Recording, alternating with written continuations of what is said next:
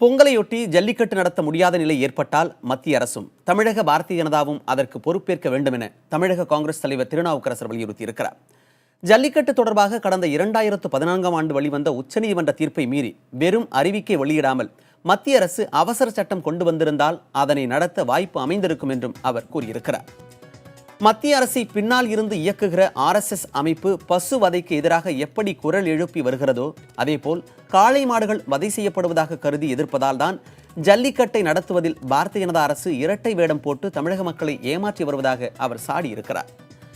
கடந்த ஆண்டுகளைப் போலவே இம்முறையும் ஜல்லிக்கட்டு நடத்த முடியாத நிலை ஏற்பட்டால் அதற்கு பாரதிய ஜனதா தான் பொறுப்பேற்க வேண்டும் என்றும் அவர் குறிப்பிட்டுள்ளார். ஜல்லிக்கட்டு நடத்த அவசர சட்டம் பிறப்பிக்க வலியுறுத்தி வரும் செவ்வாய்க்கிழமை திமுக நடத்தும் போராட்டத்தில் காங்கிரஸ் பங்கேற்கும் என்றும் அறிக்கையில் திருநாவுக்கரசர் தெரிவித்திருக்கிறார்.